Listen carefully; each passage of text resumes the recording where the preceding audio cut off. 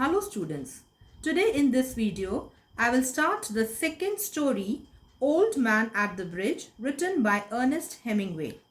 I had already sent the assignment. Today I will explain the story. So open your treasure trove reader, page number 48. Now this short story, The Old Man at the Bridge, deals with an old man sitting near the bridge for a long time, being lost in his thoughts about the animals that he has left behind at his native place as the enemy artillery were advancing. And the narrator here is unnamed and has the job of being around the bridge to look for the advancing enemy forces. Now I start the story. An old man with steel-rimmed spectacles and very dusty clothes sat by the side of the road. First line describes an old man who was sitting by the side of the road. He was wearing steel-rimmed spectacles and his clothes were very dusty. There was a pontoon bridge across the river and carts, trucks and men, women and children were crossing it. Pontoon bridge means a bridge made of large hollow containers filled with air. So carts, trucks, men, women, children all were crossing that bridge. The mule-drawn carts staggered up the steep bank from the bridge with soldiers helping push against the spokes of the wheels. The trucks ground up and away, heading out of it all, and the peasants plodded along in the ankle-deep dust. But the old man sat there without moving. He was too tired to go any further. So all were crossing that area, all were leaving that place, only that old man was sitting there. It was my business to cross the bridge, explore the bridgehead beyond, and find out to what point the enemy had advanced. My stands for narrator. So it was narrator's business to cross the bridge and to find out about the enemy that was advancing towards them. I did this and returned over the bridge. There were not so many carts now and very few people on foot, but the old man was still there. Where do you come from? I asked him. I means narrator asked that old man. From San Carlos, he said and smiled. And the old man, he replied that he came from San Carlos. That was his native town, and so it gave him pleasure to mention it, and he smiled. I was taking care of animals, he explained. Oh, I said, not quite understanding. Yes, he said, I stayed, you see, taking care of animals. I was the last one to leave the town of San Carlos. He did not look like a shepherd nor a herdsman, and I looked at his black dusty clothes and his grey dusty face and his steel-rimmed spectacles and said, what animals were they? Then the narrator asked that old man, what animals were they? Various animals, he said, and shook his head. I had to leave them. I was watching the bridge and the African-looking country of the Ebro Delta and wondering how long now it would be before we would see the enemy, and listening all the while for the first noises that would signal that ever mysterious events could called contact, and the old man still sat there. Ebro Delta. Just 200 kilometers southwest of Barcelona, Spain's largest river meets the Mediterranean Sea and creates the Ebro Delta. So the narrator was watching the bridge and he was wondering how long enemies will take to come this side. What animals were they? I asked. Again narrator asked, what animals were they? There were 3 animals altogether, he explained. There were 2 goats and a cat, and then there were 4 pairs of pigeons. And you had to leave them? I asked. Yes, because of the artillery. The captain told me to go because of the artillery. So the old man said that yes, I left all my animals there. Why? Because of the artillery, because of the war.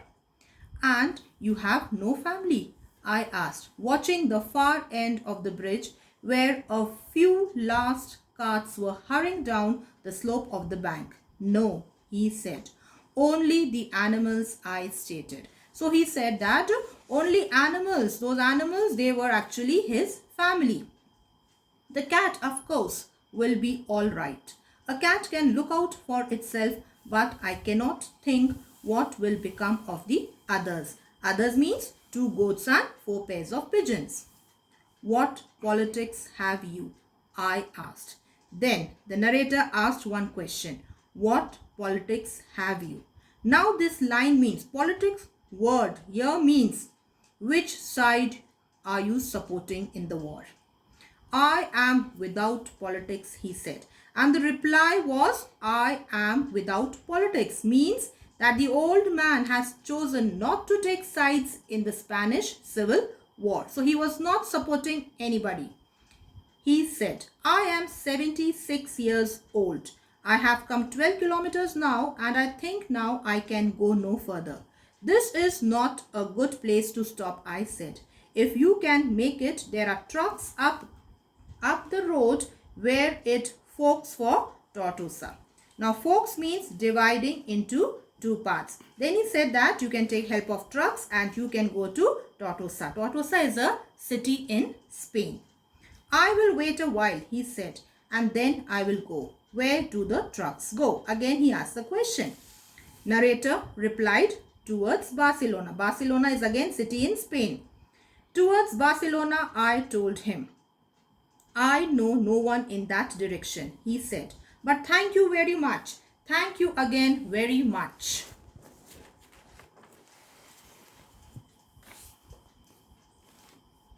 He looked at me very blankly and tiredly, then said, having to share his worry with someone. The cat will be all right, I am sure. There is no need to be unquiet about the cat. Unquiet here means worry, to worry about the cat, to feel uneasy about the cat, because he was sure that the cat will be all right.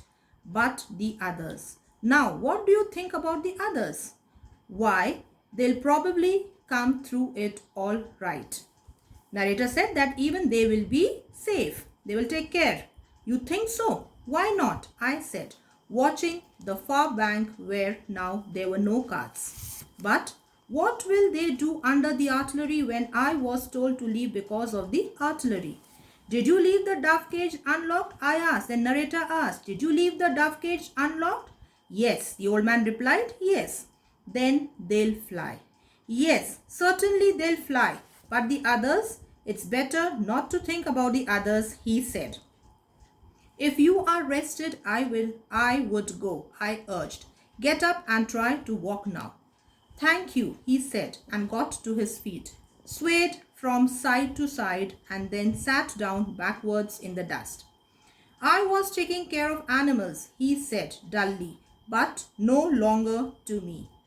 I was only taking care of animals. So now he was talking to himself. He was continuously saying, I was taking care of animals. There was nothing to do about him. It was Easter Sunday and the fascists were advancing towards the Ebro. Now fascist means people following fascism.